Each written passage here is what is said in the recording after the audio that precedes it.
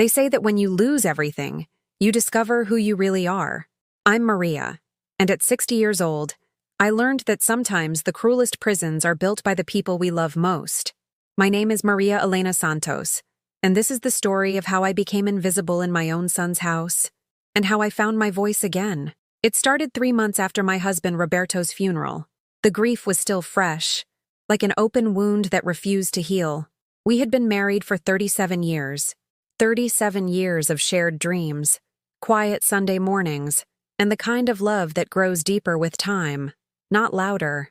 When the cancer took him, it felt like half of my soul had been ripped away. Miguel, my only son, held my hand at the funeral and whispered, "Don't worry, Mama. You'll never be alone. Our home is your home now." I believed him. God help me. I believed every word. I sold our house, the house where Miguel took his first steps, where I hung his school drawings on the refrigerator, where Roberto and I danced in the kitchen on our anniversary every year. Every piece of furniture, every dish, every photograph that held our memories. I sold it all to help Miguel make the down payment on his dream home. It's an investment in our family's future, I told myself as I signed the papers. The realtor handed me a check for $180,000. Every penny went to my son. I kept only what could fit in 2 suitcases: my clothes, a few photographs, and my mother's rosary. Clara, Miguel's wife, smiled when I arrived, but it was the kind of smile you give a stray dog you're too polite to turn away. Pitying, temporary, already calculating how long you'll have to endure the inconvenience. "Welcome to your new home, suegra," she said, using the formal word for mother-in-law like it was a title that kept me at arm's length. She led me to what she called my room, a small space at the back of the house, next to the laundry room. The walls were thin enough that I could hear the washing machine's spin cycle, and the single window looked out onto the neighbors' garbage bins. Miguel seemed genuinely happy to have me there those first few days. "It's perfect, isn't it, Mama? Now we can take care of each other." He hugged me, and for a moment, I felt like maybe I had made the right choice. But houses have a way of revealing their true nature once the excitement of moving settles. And people do too. The first sign came at dinner. For 37 years, I had been the one setting the table, preparing meals, making sure everyone felt welcome at my table. Now I sat where Clara pointed, at the far end, facing the wall instead of the family conversation. When Miguel asked about my day, Clara would interrupt with something about her work, her friends, her plans. Soon he stopped asking. If you enjoy emotional stories like this one, please subscribe to our channel. We're working toward 1,000 subscribers, and it really helps our work. And comment to let us know what city you're watching from. I tried to contribute. I offered to cook. "I make the best tamales in the neighborhood," I told Clara hopefully. But she laughed, not kindly. "Oh no, suegra, we eat much healthier now. Miguel is watching his cholesterol." She gestured toward the expensive organic vegetables she'd arranged on the counter like a museum display. "Besides, I wouldn't want you to strain yourself." Strain myself, as if 37 years of marriage hadn't taught me how to care for a family. I offered to help with their 3-year-old daughter, Isabella. She was a beautiful child with Miguel's eyes and Roberto's gentle spirit. When I tried to read to her, Clara would appear within minutes. "Isabella needs her structured playtime now," she'd say, scooping the child away. "It's important for her development." Structured playtime. When Miguel was little, our playtime was dancing to the radio in the kitchen while I cooked, or building forts out of couch cushions on rainy afternoons. But I said nothing. This was Clara's house, Clara's rules, Clara's daughter. Week by week, my world grew smaller. I stopped trying to cook when Clara made it clear that my heavy, old-fashioned food wasn't welcome. I stopped offering to help when every suggestion was met with polite rejection. I learned to time my trips to the bathroom to avoid interrupting Clara's morning routine. I discovered which floorboards creaked and learned to step around them so I wouldn't disturb anyone's sleep. The worst part wasn't the rules or the restrictions. It was watching my son, my Miguel, who used to run to me with every scraped knee and broken toy, slowly forget that I existed. When Clara spoke, he listened with the attentive focus of a man in love. When I spoke, he nodded absently while scrolling through his phone. "Miguel," I said one evening as he passed my doorway, "would you like to take a walk? Like we used to when you were little? He paused, and for a moment, I saw a flicker of the boy who used to hold my hand while we explored the neighborhood, pointing out flowers and stray cats and airplanes overhead. Maybe tomorrow, Mama, he said. Clara and I have plans to discuss our vacation. Their vacation. Not our vacation. Not the family vacation. Theirs. I spent that evening sitting by my small window, watching the neighbors put their garbage bins out for collection, wondering when I had become something to be managed, rather than someone to be loved. That night I heard them talking through the thin walls. How much longer is this going to last? Clara's voice carried clearly. It's been 3 months, Miguel. She's like a ghost haunting our house. She's my mother, Clara. She gave us the money for this house. And we're grateful. But gratitude has limits. She doesn't contribute anything. She just sits there, taking up space, making everything feel cramped and awkward. Taking up space. That's what I had become. Not a mother, not a family member, not even a person. Just space being occupied. I pressed my face against the pillow to muffle the sound of my crying, but I heard every word of their conversation through those paper-thin walls. And that's when I understood. I hadn't gained a home when I moved in with my son. I had lost everything that made me feel human, but I had one thing left that no one could take away: my memory. And buried in those memories was a name, a phone number, and a debt that had never been called in. Judge Harrison Whitmore. The man whose family scandal I had helped resolve 30 years ago, when I was just a housekeeper with sharp eyes and a loyal heart. The distance between a mother and son can be measured in many ways. Sometimes it's counted in missed phone calls, forgotten birthdays, or holidays spent apart. But sometimes, it's measured in the space between two people sitting at the same dinner table, breathing the same air, yet living in completely different worlds. 4 months into my new life, I began to understand that Clara wasn't just my daughter-in-law. She was an architect, carefully designing my son's world to exclude me, brick by invisible brick. It started with the small things. Miguel used to call me every Sunday when he lived across town, just to check in, to share stories about work, or ask for my recipe for his favorite soup. Now he lived in the same house, and we could go days without a real conversation. "Good morning, Mama," he'd say, rushing through the kitchen with his coffee and briefcase. But his eyes never met mine. They were already focused on the day ahead, on Clara's needs, on Isabella's schedule, on everything except the woman sitting at the breakfast table who had given him life. Clara had a gift for making me feel unwelcome without ever saying anything directly cruel. She was too smart for that, too careful to leave obvious fingerprints on my isolation. When Miguel's birthday arrived in November, I had saved for weeks to buy him a nice shirt from the department store. Nothing expensive, but something that showed I still thought of him as my son worth celebrating. I wrapped it carefully in paper I'd found on sale, wrote a heartfelt card reminding him of the birthday when he turned 7, and we'd made a cake together, just the two of us, because Roberto was working late. Clara opened her gifts first. Expensive electronics, jewelry, things I could never afford. Miguel's face lit up with genuine joy as he thanked her, kissing her cheek, promising to take her somewhere special to celebrate. Then he opened mine. "Oh," he said, holding up the shirt. "That's nice, Mama. Thank you. Nice. 37 years of birthdays, and my gift had been reduced to nice." But Clara's response was the real blow. She examined the shirt with the critical eye of someone appraising damaged goods. "What size is this, suegra?" she asked, though the tag was clearly visible. "Large," I answered, feeling suddenly uncertain. Miguel always wore large. "Oh no," Clara laughed, not unkindly, but with the patient condescension you'd use to correct a confused child. "Miguel's lost so much weight since we started our new diet. He's down to a medium now. Haven't you noticed?" I looked at my son, really looked at him, and realized she was right. When had he gotten thinner? When had I stopped noticing the changes in the person I thought I knew better than anyone? "Maybe I can return it," I offered quietly. "Don't worry about it," Miguel said, already folding the shirt back into its box. "I'm sure someone can use it." Someone. Not him. Someone. That evening, I saw the shirt in the donation bag Clara kept in the garage, along with other unwanted items destined for charity.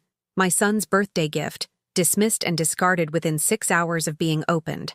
The holiday season brought new lessons in how thoroughly I'd been erased from my own family's narrative. Clara's parents visited for Thanksgiving. Lovely people who treated me with polite courtesy, the way you might acknowledge a live-in caregiver. They asked about my health, complimented the weather, and then spent the entire evening discussing plans and memories that didn't include me. "Remember last Thanksgiving when we all went to that amazing restaurant downtown?" Clara's mother asked, and everyone nodded and laughed at shared memories. Last Thanksgiving, I'd been in my own home, preparing Roberto's favorite stuffing recipe while he watched football and complained about the Cowboys. We'd been planning to invite Miguel and Clara over, but Clara had politely declined, saying they already had family plans. Now I understood what those family plans had been, and why there'd been no room for Roberto and me at that table. Christmas was worse. Clara had decorated the house like something from a magazine, perfectly coordinated colors, expensive ornaments, everything positioned with artistic precision. There was no room for the handmade decorations Miguel had crafted as a child. No place for the mismatched ornaments that told our family's story year by year. "Where should I put this?" I asked, holding the small ceramic angel Miguel had painted in 3rd grade. I'd treasured it for 20 years, carefully wrapping it each January and unwrapping it each December like a precious artifact of motherhood. Clara glanced at it with barely concealed dismay. "Oh, that old thing. I don't think it really fits with our theme this year, Suegra. Maybe you could keep it in your room. Keep it in my room, like a shameful secret." I walked back to my small space with the angel clutched in my hands, and that's when it hit me. I wasn't just losing my place in Miguel's house. I was losing my place in Miguel's history. Clara was rewriting our story, editing out the chapters that didn't match her vision of their perfect life. The breaking point came during Isabella's Christmas pageant at preschool. I had been looking forward to it for weeks. My first grandparent event, a chance to be part of the family again, to clap and cheer for our beautiful little girl. "What time should we leave?" I asked Clara the morning of the performance. She looked genuinely confused. "Leave for what?" "Isabella's pageant. Tonight at 7. "Oh." Clara's face shifted through several expressions. Surprise, calculation, something that looked almost like panic. "I'm sorry, Suegra, but there are only 2 tickets per family. Miguel and I will be going, of course. Only 2 tickets." I later learned from a neighbor whose grandson was also in the pageant that families could purchase additional tickets for $5 each. Clara had simply chosen not to. That evening, I sat in my small room listening to them get ready. Miguel asking if Isabella remembered her lines. Clara fussing with the child's costume. All 3 of them excited about their family event. Their family, not our family.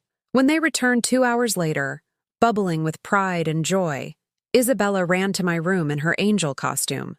"Abuela," she called out, using the Spanish word for grandmother that I'd taught her. "I was an angel. Did you see me?" "I'm sorry, mija," I said, kneeling to hug her. "I couldn't be there tonight." "Why not?" she asked with the innocent directness of a 3-year-old. Before I could answer, Clara appeared in the doorway. "Isabella, come get ready for bed. Abuela is tired." As Clara led Isabella away, I heard my granddaughter ask, "Why is Abuela always tired, Mommy?" I never heard Clara's answer, but I noticed that Isabella stopped visiting my room quite so often after that night. Even a 3-year-old could sense when someone had been marked as unwelcome. The final humiliation of that terrible holiday season came on New Year's Eve. Miguel and Clara were hosting a party, their first as homeowners, a chance to show off their beautiful house to friends and colleagues. I'd assumed I would be included, maybe even helpful. I'd hosted dozens of parties over the years, knew how to make people feel welcome, how to keep conversations flowing and plates filled. Instead, Clara knocked on my door at 5 o'clock that afternoon. "Suegra, I wanted to let you know that our guests will be arriving soon. It might be best if you stayed in your room tonight. You know how it is. Work friends, adult conversations. I'm sure you'd be more comfortable having a quiet evening. More comfortable." As if being exiled to my room while my son entertained strangers in the house I'd helped him buy was somehow a kindness.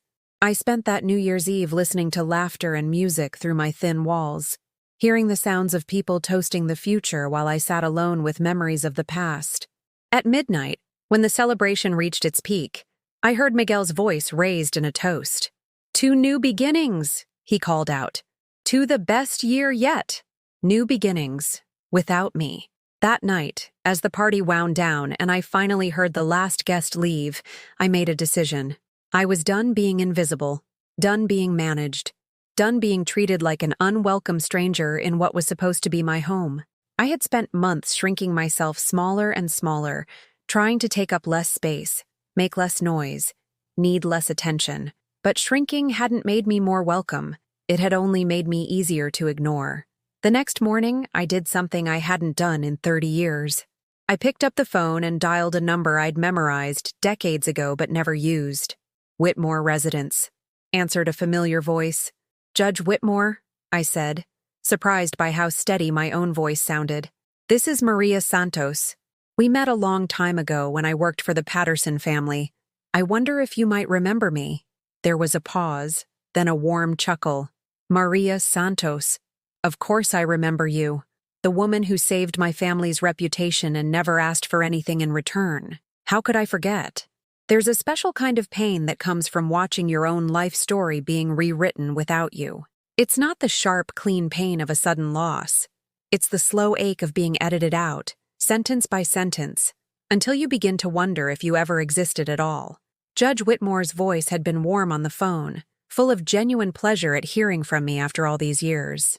Maria, you must come visit, he'd insisted.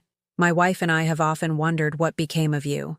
You were such a bright spot during such a difficult time for our family. But when I hung up the phone, I realized I couldn't go anywhere. I had no car. Roberto's old truck had been sold along with everything else. I had no money for a taxi or bus fare.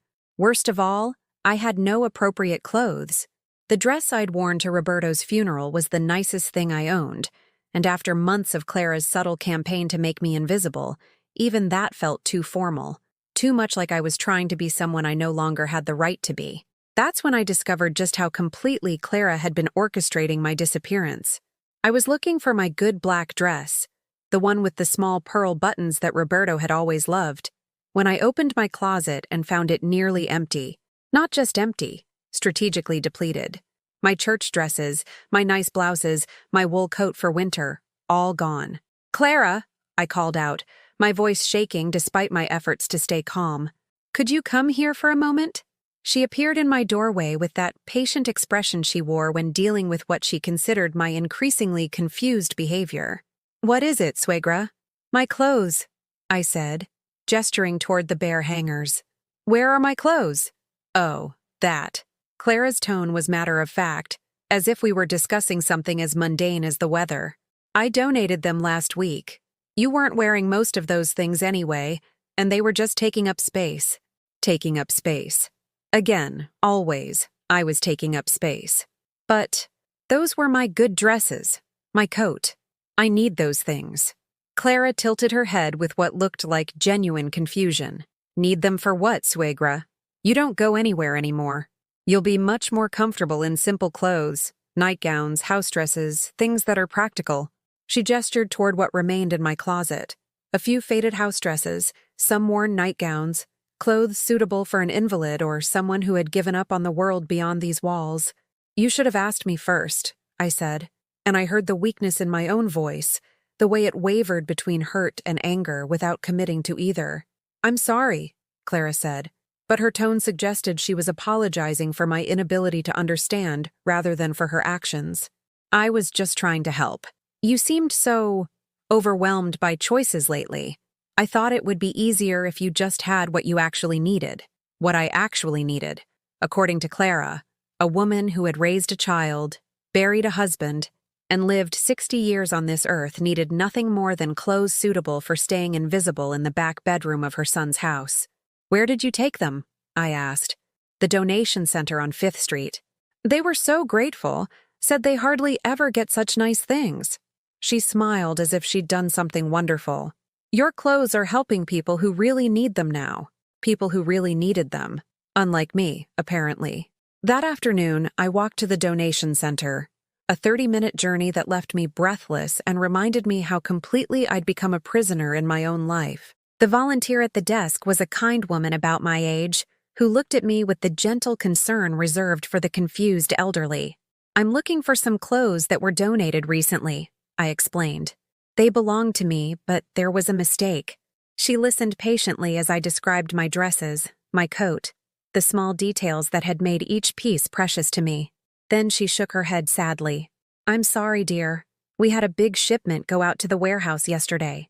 Once items leave here, they're distributed to stores across the state. There's no way to track them. I walked home in the cold January air wearing Roberto's old jacket, the only warm coat I had left, feeling like a stranger in my own skin. The jacket still smelled faintly of his cologne, and for a moment I let myself imagine he was walking beside me, offering the kind of steady support that had anchored me for 37 years. But Roberto was gone, and I was alone with the reality that my daughter-in-law had systematically stripped away not just my possessions, but my dignity, my autonomy, my right to make basic decisions about my own life. When I returned to the house, I found Miguel in the kitchen, and for the first time in months, I decided to speak up. Miguel, we need to talk. He looked up from his laptop with the expression of someone being interrupted from important work. What is it, Mama?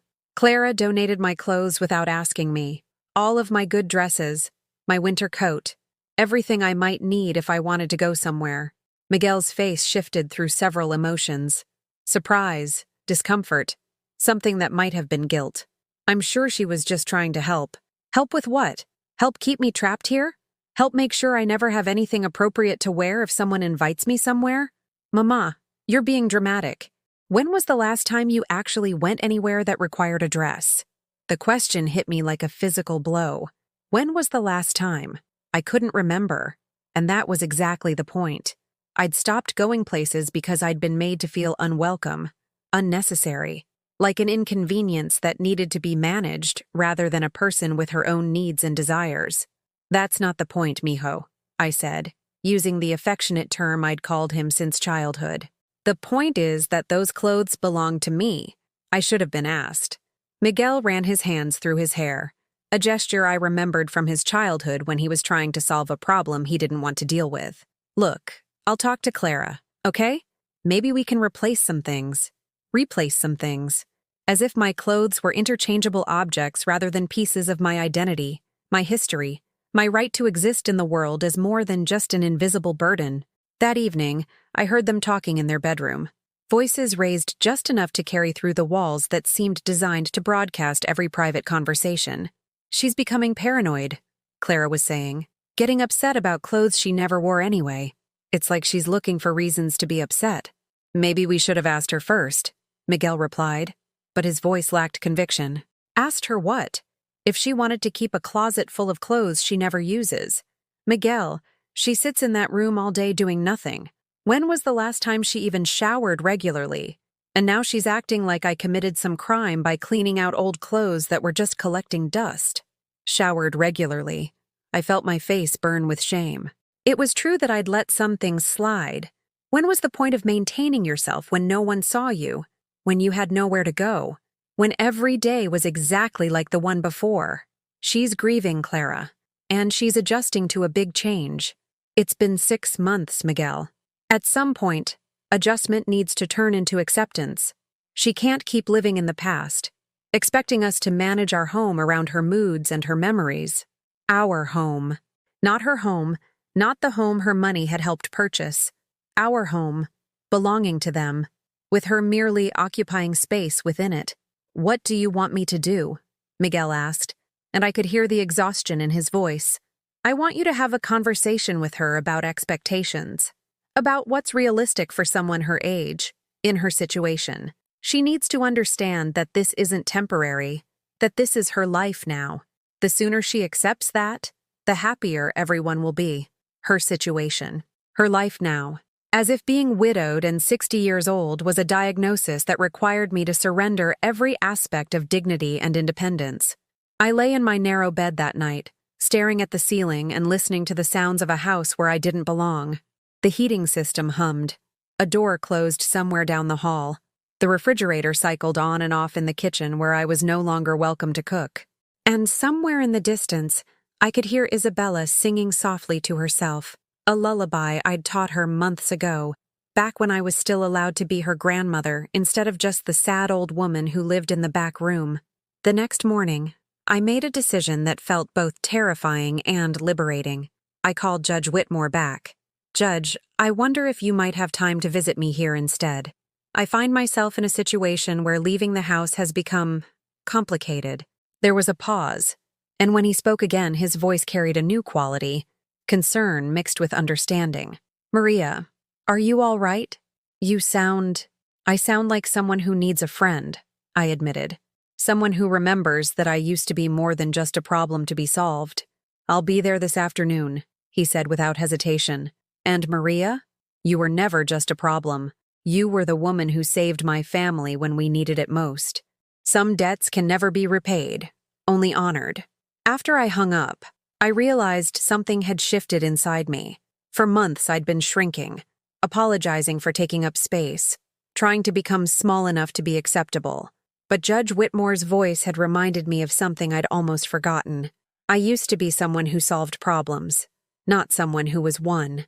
I used to be Maria Santos, a woman who had raised a son, loved a husband, and once upon a time had been wise enough and brave enough to help a powerful family in their moment of greatest need. That woman was still inside me somewhere, buried under months of humiliation and isolation. And maybe, just maybe, it was time to let her out. There comes a moment in every person's life when they must choose between giving up or getting up. I thought I had reached that moment many times before, when Roberto was diagnosed, when the treatments failed, when I had to sell our home. But I was wrong. Those moments had been about losing things I loved. This was about losing myself. The morning Judge Whitmore was supposed to visit, I woke up to find Clara in my room, going through the few possessions I had left. "What are you doing?" I asked, my voice barely a whisper. She looked up from the small jewelry box where I kept my wedding ring, my mother's rosary, and the tiny gold cross Roberto had given me for our first anniversary. "Spring cleaning," she said, with that bright, helpful tone that had become her weapon of choice. "I noticed you've been collecting things in here and it's getting a bit cluttered. I thought I'd help you organize." Collecting things. The things were a book I'd borrowed from the library, a small plant a neighbor had given me that I was trying to nurture back to health, and a photograph of Roberto and me from our honeymoon that I'd found tucked in an old cookbook.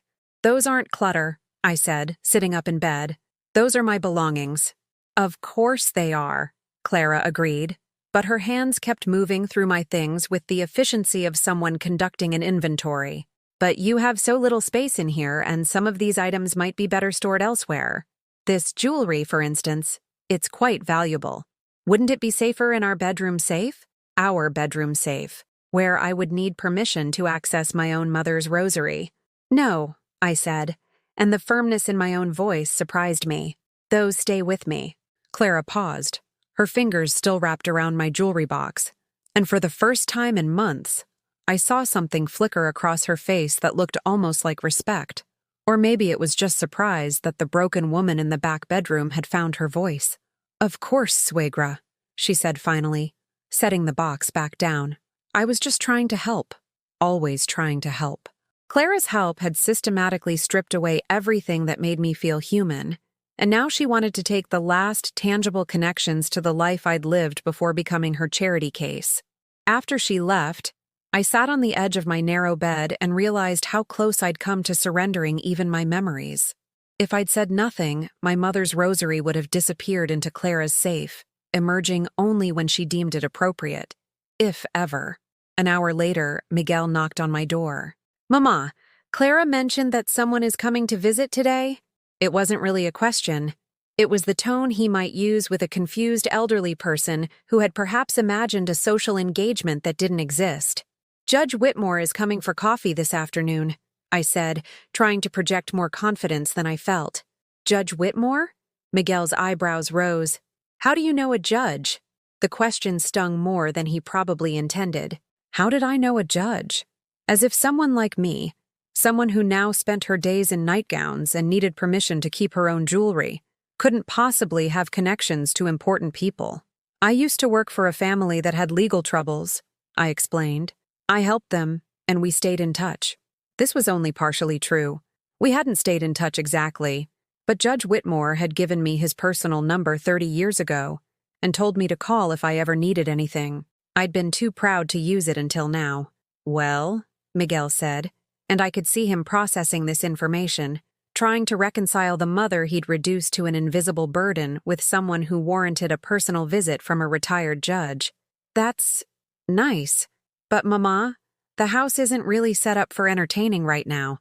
Maybe you could meet him somewhere else?" Meet him somewhere else. In what clothes? With what money? Using what transportation? "He's coming here, Miguel, to see me. In my home.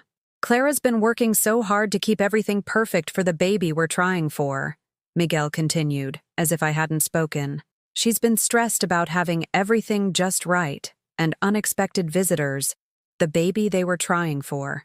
Another piece of information I learned by accident. Another family development I wasn't considered important enough to be told about directly. "I'll make sure he doesn't disturb Clara," I said quietly. Miguel hesitated in my doorway, and for a moment I saw something in his face that reminded me of the little boy who used to crawl into bed with Roberto and me during thunderstorms. The boy who trusted that his parents would keep him safe, who believed that love was permanent and unconditional. "Maybe we could all have coffee together," he said, and it sounded like an apology. "It might be nice to meet your friend. Your friend. Not our family friend, not someone welcome in our home, but my friend. Something separate from the family unit he'd built with Clara. I think he's coming specifically to see me," I said, "but thank you for the offer." That afternoon, I did something I hadn't done in months.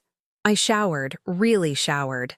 Not the quick, guilty rinses I'd been taking to avoid using too much hot water or occupying the bathroom too long. I washed my hair with the good shampoo I'd been saving, dried it carefully, even applied a little lipstick I'd found in the bottom of my purse.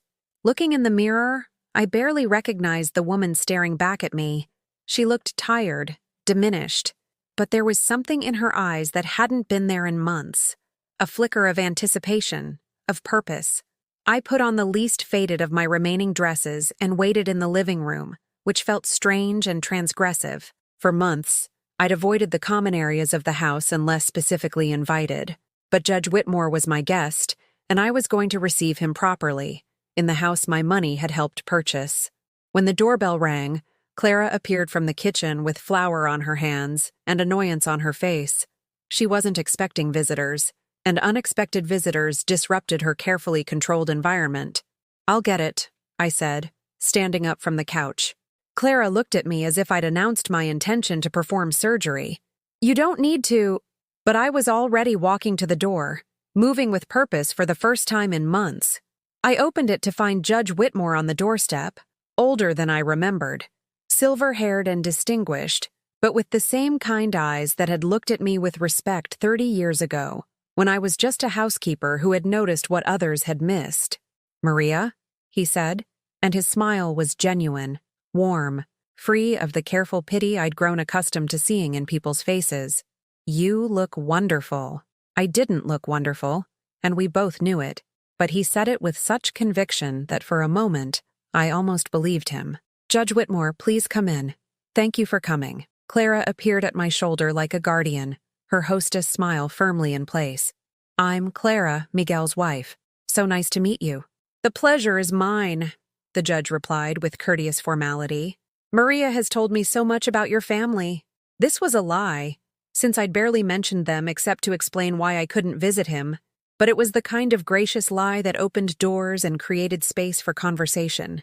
We settled in the living room, Clara, Miguel, Judge Whitmore, and me. For the first time in months, I was part of a social situation in this house, contributing to conversation instead of being talked around or managed. Judge Whitmore asked about my life, my adjustment to widowhood, how I was finding my new living situation. His questions were direct but kind, and I found myself answering honestly, more honestly than I'd spoken to anyone in months. "It's been an adjustment," I admitted. "Learning to live in someone else's home, finding my place in a different kind of family structure." "Someone else's home?" the judge asked, and there was something sharp in his tone that made Clara shift uncomfortably in her chair. "Well, technically it's Miguel and Clara's house," I said quickly, not wanting to cause trouble. "I'm just grateful they've made space for me." Made space, Judge Whitmore repeated thoughtfully. And how much space have you been given, Maria? The question hung in the air like a challenge. Clara's smile became strained. Miguel looked between his mother and this unexpected guest, who was asking questions that felt like an examination. The back bedroom, I said simply. It's quite adequate. I see. And you're comfortable there? You have privacy, access to common areas, the freedom to come and go as you please? Each question was like a gentle probe, but I could sense the steel beneath the courtesy. This was a man who had spent decades evaluating situations, reading between lines, understanding what people weren't saying as much as what they were. Of course she does, Clara interjected, her voice bright and defensive. Suegra is part of our family. She can go anywhere in the house whenever she wants. Wonderful, Judge Whitmore said. And Maria, you feel free to entertain guests here, to use the kitchen, to participate in family decisions. The silence that followed was deafening. Clara's face had gone pale, and Miguel was staring at his hands like a child who'd been caught in a lie. Things have been complicated, I said finally. Judge Whitmore nodded slowly, and when he looked at me, his eyes held something I hadn't seen in months. Recognition. Not pity, not management, but acknowledgement of who I was and what I deserved. Maria, he said quietly, I think it's time we had that private conversation we discussed. But I had one thing left that no one could take away, my memory. And within those memories lay something that would change everything. Sometimes the most powerful transformations happen in silence, not with dramatic declarations or grand gestures, but in the quiet moments when a person remembers who they used to be and decides they're ready to become that person again. Judge Whitmore and I sat in the small garden behind the house, while Clara busied herself in the kitchen, making noise with pots and pans that suggested she was trying to listen to our conversation. Miguel had retreated to his home office, claiming urgent work that couldn't wait.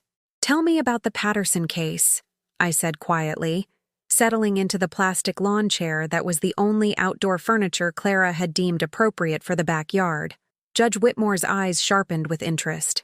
You remember the details after all these years? I remember everything, I said, and as I spoke the words, I realized how true they were. I remember James Patterson coming home at 3 a.m, drunk and angry. I remember hearing him fighting with his wife, threatening to ruin her family's business if she tried to leave him. I remember finding the photographs he kept in his desk drawer, photographs that would have destroyed several prominent families if they'd become public. The judge leaned forward slightly. And you remember what you did with those photographs? I brought them to you, I said. Not to the newspapers, not to the police, not to anyone who might have used them for blackmail or scandal. I brought them to you because I trusted that you would handle the situation with discretion and justice. You saved 3 marriages and prevented a scandal that would have destroyed a half-dozen political careers, Judge Whitmore said softly. James Patterson was quietly encouraged to seek treatment for his drinking and his gambling debts. His wife was able to divorce him without losing her children or her family's business. And those photographs never saw the light of day. I nodded, remembering the weight of that manila envelope in my hands, the fear that had kept me awake for nights before I finally made the decision to trust a man I barely knew with information that could have made me rich or made me dangerous. You never asked for anything in return, the judge continued. Not money, not favors, not even recognition. You just did what was right and walked away. I was a housekeeper, I said simply. It wasn't my place to profit from other people's troubles. You were a woman of integrity, Judge Whitmore corrected. And integrity doesn't become less valuable with age or circumstance. We sat in comfortable silence for a moment, listening to the sounds of the neighborhood, children playing in nearby yards, a lawnmower starting up, the ordinary sounds of people living ordinary lives in their own homes. Maria, the judge said finally, what happened to that woman? The one who had the courage to do the right thing when it mattered? The question hit me like a physical blow, not because it was cruel, but because it was so painfully accurate. What had happened to her? When had I stopped being a woman who solved problems and started being someone who apologized for existing? She got tired, I admitted. She buried her husband, lost her home, and forgot that she had any value beyond what she could provide for other people. And now? I looked back toward the house where Clara was still clattering dishes, and Miguel was hiding behind his computer screen, both of them treating this visit like an inconvenient interruption to their carefully ordered life. "Now," I said slowly, "I think she's ready to remember." Judge Whitmore smiled, and it was the first expression of genuine pride I'd seen directed at me in months. "Good. Because I have a proposition for you." He reached into his jacket pocket and pulled out a business card. Expensive paper, elegant lettering, the kind of card that opened doors and commanded respect. "My law firm handles estate planning for some very wealthy families," he explained. "We need someone with experience, discretion, and integrity to serve as a family liaison. Someone who can work with clients in their homes, help them organize their affairs, coordinate with attorneys and financial advisors." I took the card with trembling fingers, reading the job description he'd written on the back in neat handwriting. "It pays $70,000 a year to start," he continued, "plus benefits. The work is flexible. Some clients prefer evening or weekend appointments. You'd have your own car, your own apartment, your own life. $70,000 a year. More money than I'd ever earned in my life. Enough to live independently, to make my own choices, to be someone other than a burden in the back bedroom of my son's house." "But Judge," I said, my voice barely a whisper, "I'm 60 years old. I don't have a college degree. I haven't worked in the professional world. Who would trust someone like me with their family's private business?" He leaned forward and took my hands in his, hands that were also marked by age but still capable of strength and warmth. "Maria, 30 years ago, you walked into my office with evidence that could have destroyed powerful people. You could have demanded money, favors, anything you wanted. Instead, you asked for justice and walked away. That's not something you learn in college. That's character, and character is what my clients need most." I stared at the business card, at the possibility it represented, at the future it offered. For months, I'd been told that my age, my circumstances, my limited options meant I needed to accept whatever life others were willing to give me. Now someone was offering me the chance to build my own life again. "There's one condition," Judge Whitmore added, and my heart sank. Of course, there was a catch. Nothing this good happened to women like me without strings attached. "What condition?" "You start next Monday." I laughed, actually laughed out loud, for the first time in months. "That's not a condition, Judge. That's a gift. The gift is yours to accept or refuse," he said seriously. "But Maria, I want you to understand something. This isn't charity. This isn't an old man feeling sorry for a woman in difficult circumstances. This is a business opportunity offered to someone I trust completely, someone whose judgment I value, someone who has already proven she can handle sensitive situations with wisdom and discretion." As we talked, I felt something shifting inside me. Not hope, exactly, but something stronger. Determination, purpose, the quiet certainty that comes when you remember who you used to be and decide to become that person again. "I'll need professional clothes," I said, already beginning to plan. "The company has an account at Henderson's department store. You'll be expected to dress appropriately for client meetings. I'll need somewhere to live. There's a furnished apartment available in Riverside Heights. 1-bedroom, safe neighborhood, close to public transportation. The company covers the deposit and first month's rent. I'll need to give my son notice." Judge Whitmore's expression grew more serious. "That's between you and your family, of course. But Maria, I want you to remember something. You're not asking permission to live your own life. You're informing them of your decision, informing them of my decision, not asking for approval, not seeking permission, not apologizing for wanting independence, simply stating what I had chosen to do." "Will you take the position?" he asked. I looked toward the house where I'd spent 7 months learning to make myself smaller, quieter, more convenient. Through the kitchen window, I could see Clara watching us with barely concealed anxiety, probably wondering what the old woman and her important friend were discussing for so long. "Yes," I said, and my voice was steady and sure. "I'll take it." "Excellent. I'll have HR prepare your paperwork. You can come in Friday to fill out forms and get your company credit cards." Company credit cards. The freedom to buy what I needed without asking permission, without explaining every purchase, without feeling grateful for basic necessities. After Judge Whitmore left, I sat in the garden for a long time, holding his business card and watching the sun set over the neighborhood.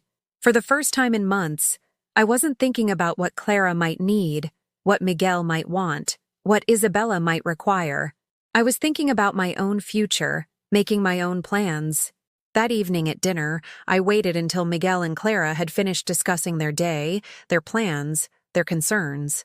Then I set down my fork and looked at them both. "I have some news to share," I said, and something in my tone made them both look up with sudden attention. "Oh?" Clara's voice was carefully neutral, but I could see the wariness in her eyes. "I've been offered a position with Whitmore and Associates. I'll be starting Monday, and I'll be moving into my own apartment this weekend." The silence that followed was so complete, I could hear the refrigerator humming in the kitchen, the tick of the clock on the wall, the sound of my own heartbeat in my ears. Miguel was the first to speak. "Mama, are you sure? I mean, it's been so long since you worked." 7 months, I said quietly. "Not 7 years. I'm 60, Miguel, not 90. I still have a lot of life left to live." Clara's face had gone through several expressions: surprise, calculation, something that might have been relief, and finally settling on what looked like concern but felt like panic. "But Suegra, who will take care of you? What if something happens? What if you get sick? What if I get sick?" I almost laughed. Clara had spent months making sure I understood that I was a burden, that my needs were inconvenient, that my presence made their lives more difficult. Now suddenly she was concerned about my welfare? "I'll take care of myself," I said simply, the same way I did for 60 years before I moved in here. "But the money from the house," Miguel began, "was a gift," I finished. "A contribution to your future, which I made freely. It doesn't mean I signed away my right to have a future of my own." I saw him flinch at that, saw the recognition in his eyes that somewhere along the way, he had started thinking of me as someone whose future was finished, whose only role was to be grateful for whatever accommodations others were willing to make. "This is very sudden," Clara said, and I could hear the effort it took to keep her voice level. "Maybe you should think about it more. Talk to Miguel. Make sure you're not making a mistake." A mistake. Like choosing to live independently was a mistake. Like earning my own money and making my own decisions was a mistake. Like refusing to continue being invisible in the back bedroom of my son's house was a mistake. "I've thought about it carefully," I said, "and I've made my decision. Not a request, not a proposal open for negotiation, a decision. And for the first time in 7 months, I was not the one apologizing." There's something powerful about watching someone you've underestimated begin to stand up straight. It changes the entire dynamic of a room, shifts the balance of power in ways that make everyone uncomfortable, especially those who have grown accustomed to looking down. The 3 days between my announcement and my departure were unlike anything I'd experienced in the 7 months since moving into Miguel and Clara's house. Suddenly, I wasn't invisible anymore. Every move I made was watched. Every conversation I had was analyzed. Every decision I announced was questioned with the desperate intensity of people who had just realized they were losing control of a situation they'd taken for granted. Clara was the first to change her approach. Gone was the patient condescension, the helpful suggestions disguised as gentle corrections. In its place was a careful attentiveness that felt more like surveillance than concern. "Suegra, are you sure you've thought this through?" she asked for the 3rd time Friday morning as I sorted through my few remaining possessions. "Living alone at your age, with no family nearby to help if something goes wrong?" At my age. As if turning 60 had automatically enrolled me in some category of people too fragile for independent life. I'd noticed that Clara never seemed concerned about her own mother living alone at 68, managing her own finances, traveling to visit friends, maintaining an active social life. "I managed to live alone for the first 30 years of my adult life," I replied calmly, folding the few clothes I had left. "I think I remember how it's done." Miguel appeared in the doorway with a cup of coffee and an expression I hadn't seen since he was a teenager caught breaking curfew, guilty, defensive, and slightly panicked. "Mama, maybe we should talk about this more. I mean, this Judge Whitmore, we don't really know him, do we? What if this job isn't what it seems? What if he's taking advantage of your situation?" "My situation." Even now, when I was making plans to leave, he couldn't bring himself to acknowledge that my situation had been largely created by their treatment of me. "Miguel," I said, setting down the sweater I'd been folding and looking directly at my son, "Judge Harrison Whitmore has been on the bench for 25 years. He's handled more estate cases than any other judge in the county. His law firm represents some of the most prominent families in the city. I don't think he's running some elaborate scam targeting 60-year-old widows." The logic was unassailable, and Miguel knew it. But logic wasn't really what he was worried about. "It just seems so sudden," he said. "So drastic. Couldn't you just try it part-time at first? Keep your room here as a backup plan?" "Keep my room here as a backup plan." The room that had been systematically emptied of my belongings, where I'd been made to feel like a temporary guest overstaying her welcome, where I'd learned to muffle the sound of my crying so it wouldn't disturb anyone's sleep. "No, mijo," I said gently but firmly. "Some decisions require complete commitment. This is one of them." That afternoon, I did something I hadn't done in months. I left the house without asking permission, without explaining where I was going, without checking if Clara needed anything, or if my absence would inconvenience anyone's schedule. I simply put on my coat, Roberto's old jacket, the only outer garment Clara hadn't donated, and walked to the bus stop. The ride to Riverside Heights took 40 minutes, giving me time to watch the city change outside the bus windows. We passed through neighborhoods I'd known as a young woman, areas that had been rebuilt and gentrified, streets where new families were raising children, and old families were adapting to change. The apartment building was older but well-maintained, the kind of place where working professionals lived when they wanted independence without pretension. My apartment was on the 3rd floor, furnished simply but adequately. A small living room with a couch and television, a bedroom with a double bed and dresser, a kitchen with actual counter space and a window that looked out onto a courtyard where someone had planted flowers. The most beautiful thing about it wasn't the furniture or the view, it was the silence. Not the hollow silence of being ignored, but the peaceful quiet of a space that belonged to me. Where I could cook what I wanted, watch what I chose, invite whom I pleased, or simply sit in my own thoughts without worrying about taking up too much space or making too much noise. I sat in the single armchair by the living room window and called Judge Whitmore. "How do you like it?" he asked, and I could hear the smile in his voice. "It's perfect," I said, and meant it completely. "Your first assignment is Monday morning at 9, Mrs. Eleanor Pemberton, 78 years old, recently widowed.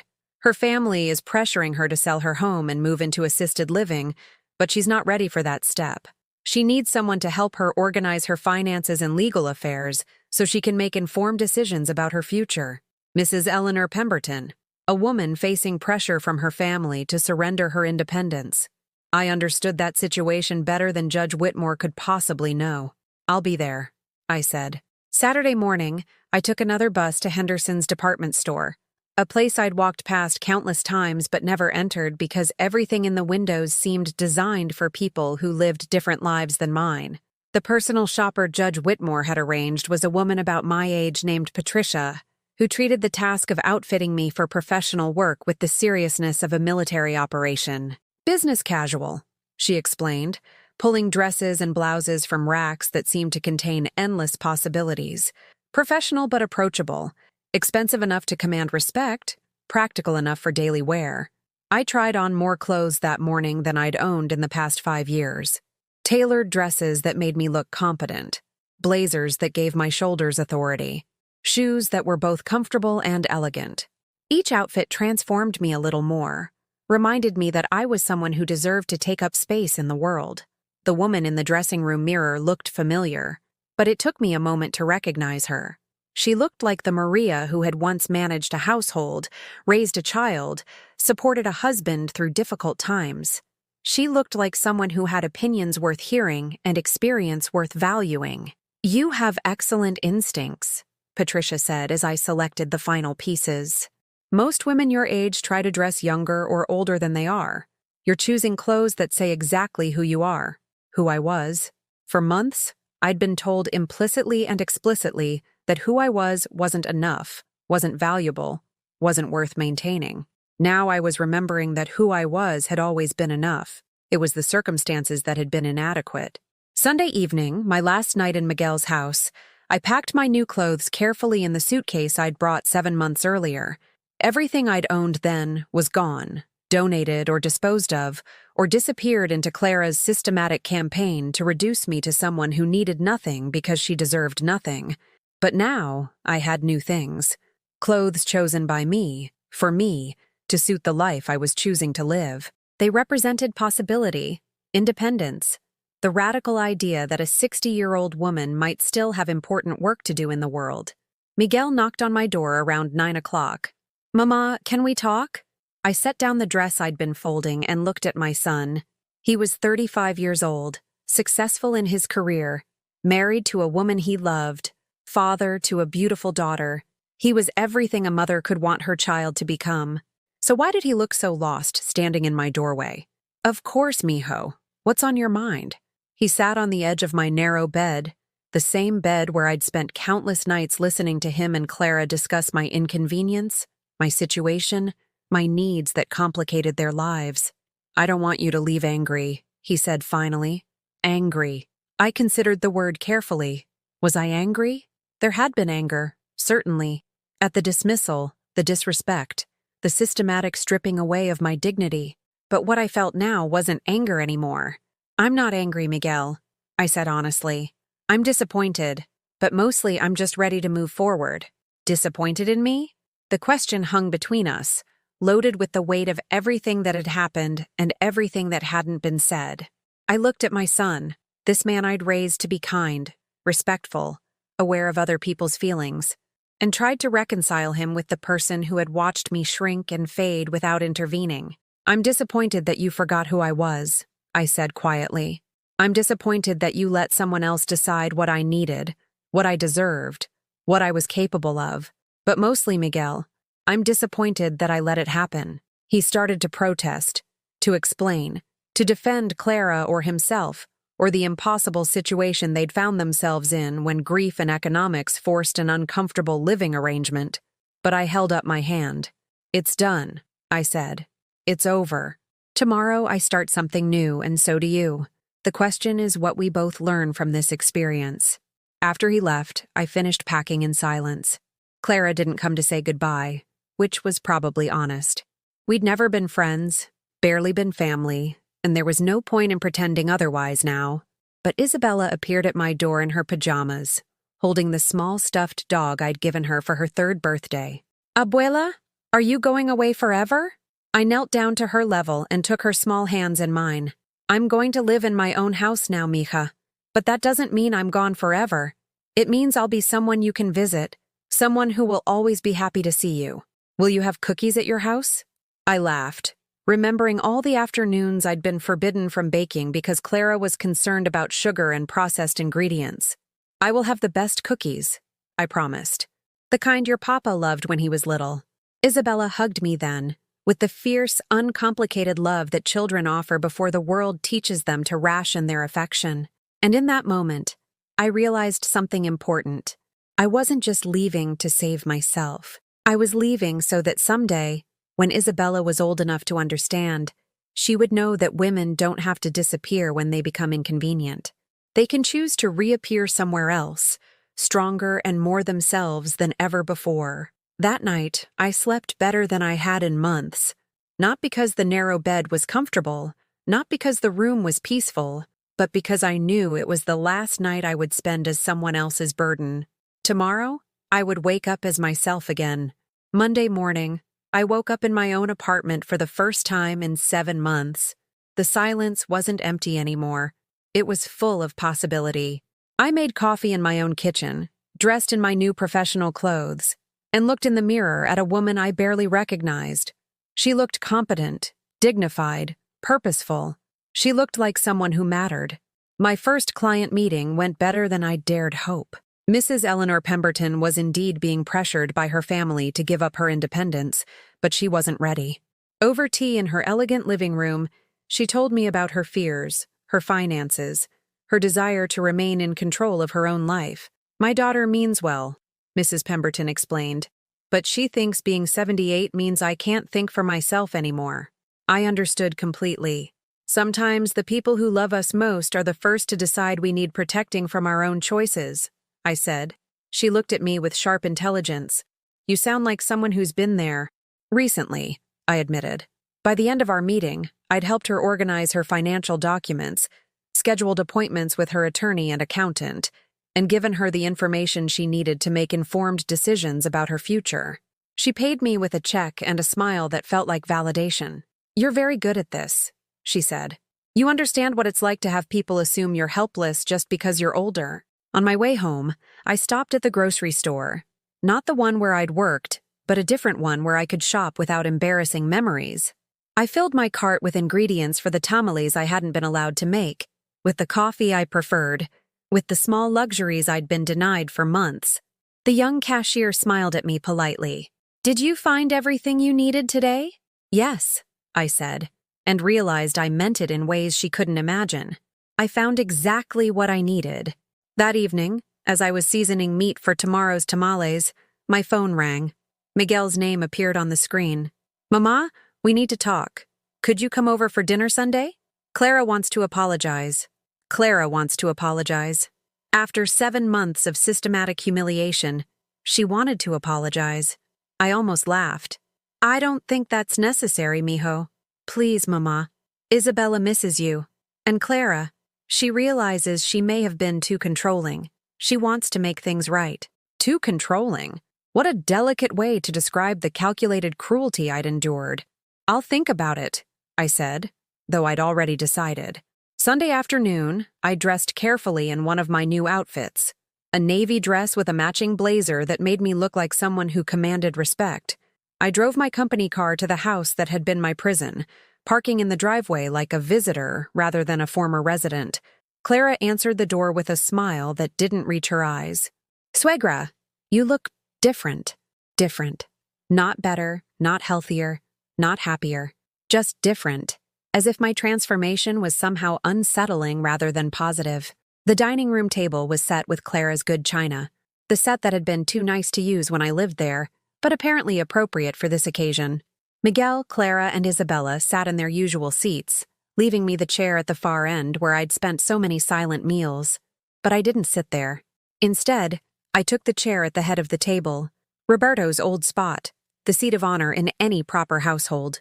Clara's eyes widened in surprise, but she said nothing. How's the new job, Mama? Miguel asked, cutting his roast with careful precision. Wonderful. I'm helping families navigate difficult decisions about aging and independence. It's rewarding work. That's nice, Clara said, though her tone suggested she found it anything but nice. And the apartment? You're managing all right on your own? Managing. As if living independently at 60 was some kind of impressive feat, rather than the normal state of most adults. I'm thriving, I said simply. Isabella looked up from her plate. Abuela, do you have cookies at your house yet? I do. Chocolate chip, just like I used to make for your papa. Miguel's face softened at the memory. I remember those cookies. You made them for my birthday every year. Until I wasn't allowed to bake anymore, I said quietly. The silence that followed was deafening. Clara's fork clattered against her plate. Suegra, about that. I hope you understand I was just trying to help everyone adjust to living together. Sometimes I may have been too enthusiastic about organizing things. Enthusiastic about organizing. What a creative way to describe stealing someone's clothes, forbidding them to cook, and gradually erasing their existence from the family narrative. Clara, I said, and my voice was steady and clear.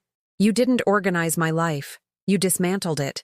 Piece by piece, day by day, until I forgot I was a person who deserved dignity. Miguel shifted uncomfortably. Mama, maybe we all made mistakes. No, Miguel. I set down my fork and looked directly at my son. You didn't make mistakes. You made choices. You chose to let your wife treat your mother like an unwelcome burden. You chose to say nothing when she donated my clothes without asking. You chose silence when she excluded me from family events. You chose to prioritize her comfort over my humanity. Clara's face had gone pale. I never meant— Yes, you did. My voice remained calm, but every word carried the weight of 7 months of accumulated truth. You meant every slight, every exclusion, every casual cruelty. You wanted me gone from the beginning, and you systematically made my life unbearable until leaving felt like my only option. That's not fair, Clara protested. You were grieving, difficult to live with. I was grieving, I agreed. And instead of compassion, you gave me rules. Instead of family, you gave me exile. Instead of love, you gave me the message that my only value was staying invisible and grateful. Isabella looked between the adults with confused eyes. Why is everyone upset? I reached over and touched her small hand. Sometimes grown-ups have to have difficult conversations, mija. It's okay. But suegra? Clara tried again. I'm apologizing now. Can't we put this behind us and start over? Start over. As if 7 months of psychological torture could be erased with a dinner invitation and an insincere apology. Clara, I said, you can't start over with someone you never saw as human to begin with. Miguel finally found his voice. Mama, you're still my mother. This is still your family. Am I, Miguel? When was the last time you called to check on me? When was the last time you invited me to anything without Clara having to approve it first? When was the last time you treated me like your mother instead of like Clara's problem to solve? He had no answer, because we both knew the truth. I stood up from the table, smoothing my dress with hands that weren't shaking anymore. Isabella, I said to my granddaughter, remember that Abuela loves you very much. And remember that women don't have to make themselves small to make other people comfortable. Where are you going? Miguel asked, panic creeping into his voice. Home, I said simply. To my home, where I'm not a burden or a problem or someone who needs managing, where I'm just Maria Santos, a woman with work to do and a life to live. As I walked to the door, I heard Clara whisper urgently to Miguel, do something, stop her. But Miguel said nothing, and I left the house that had never truly been my home, driving away in my own car toward my own life. That night, I called Isabella and told her I loved her. Tomorrow, I would send her photos of the cookies I was baking. Someday, when she was older, she would understand why her grandmother chose dignity over convenience, respect over false peace. And for the first time in 7 months, I went to sleep without apologizing to anyone for taking up space in the world. 6 months later, I was sitting in my living room on a Saturday morning, reading the newspaper and drinking coffee from my favorite mug, one I'd bought myself, in my own store, with my own money, when the doorbell rang. Miguel stood on my doorstep, holding Isabella's hand, both of them looking uncertain in a way that told me this visit hadn't been Clara's idea. Mama, Miguel began, then stopped, seeming to struggle with words that had once come easily between us. Papa says you have the best cookies, Isabella announced, breaking the awkward silence with the straightforward honesty of a 4-year-old who had grown another year older and wiser. I knelt down to her level. I do have cookies, mija. Would you like some?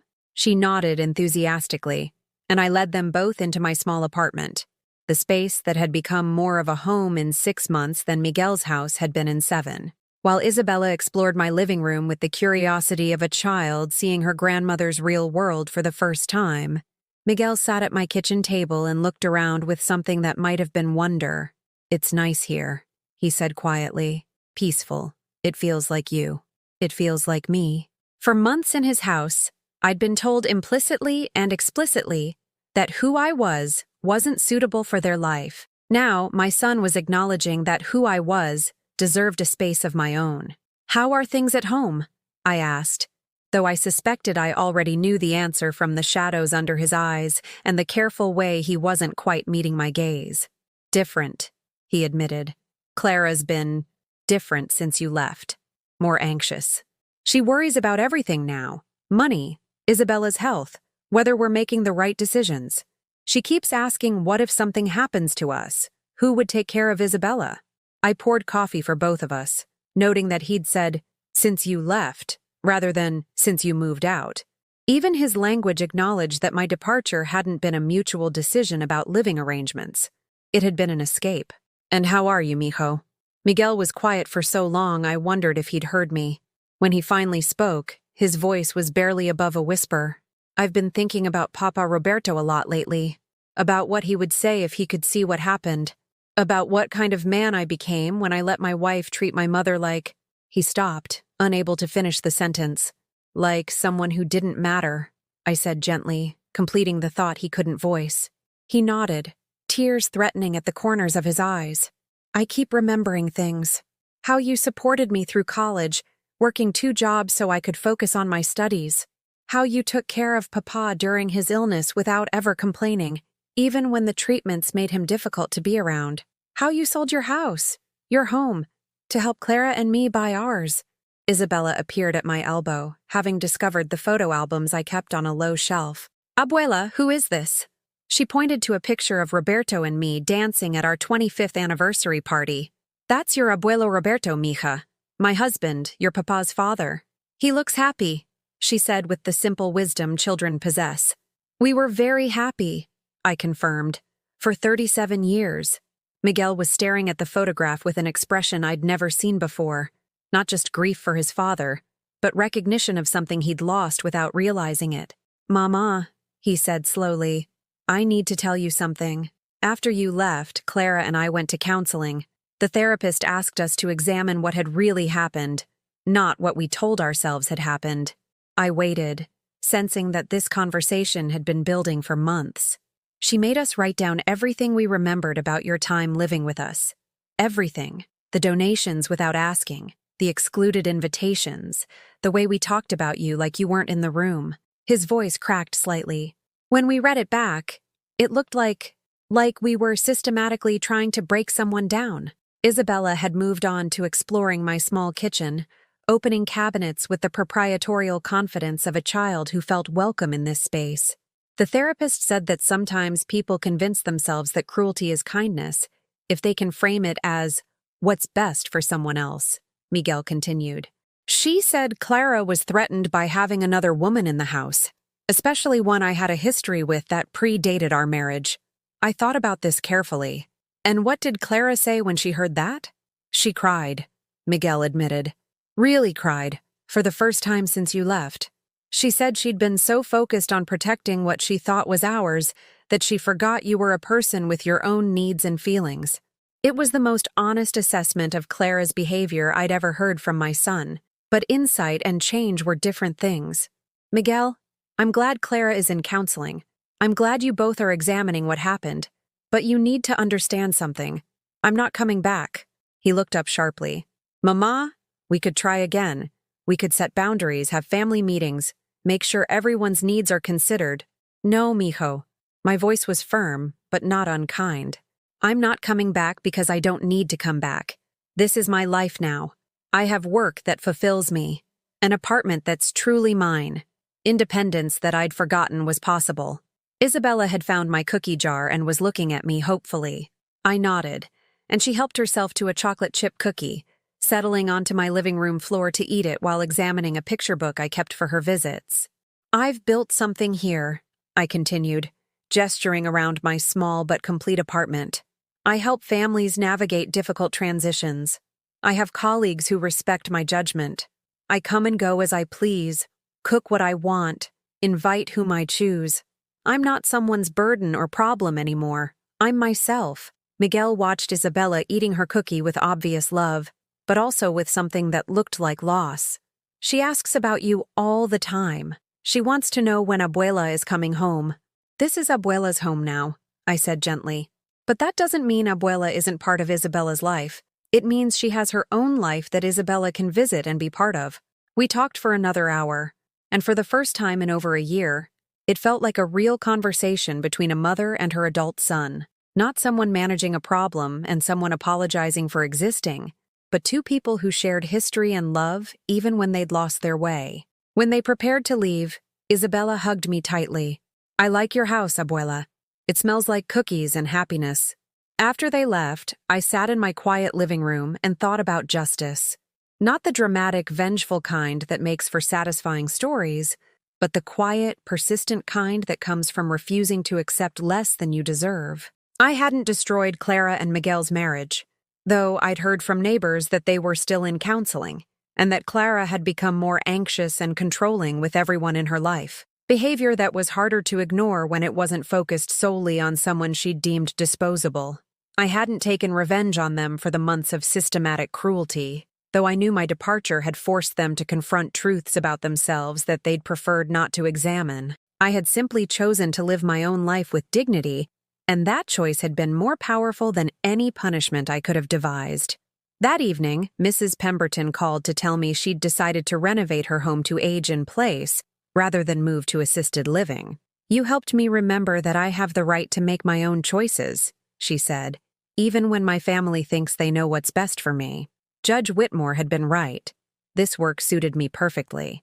Not just because I had the skills for it, but because I understood what it felt like to have others assume you were no longer capable of directing your own life. As I prepared for bed in my own bedroom, in my own home, wearing nightclothes I'd chosen for comfort rather than invisibility, I realized something profound had shifted over these months. I wasn't the same woman who had arrived at Miguel's house with 2 suitcases and a heart full of grief. I was someone better, someone who had learned that love doesn't require you to disappear, that family doesn't mean accepting disrespect, that growing older doesn't mean surrendering your right to dignity and independence. I had learned that sometimes the most radical thing you can do is refuse to make yourself smaller for other people's comfort. Most importantly, I had learned that it's never too late to remember who you are and claim the life you deserve. Standing in my living room one last time before bed, looking at the space I'd created for myself, filled with things I'd chosen, arranged as I preferred, open to the people I welcomed, I whispered the words that had become my daily affirmation. I am Maria Santos. I matter. I am home. And for the first time in over a year, those words were completely, absolutely true. Sometimes justice isn't about punishment or revenge. Sometimes it's simply about refusing to disappear, about standing up straight and taking up exactly as much space in the world as you deserve. Sometimes the best victory is the quiet one, the victory of becoming yourself again.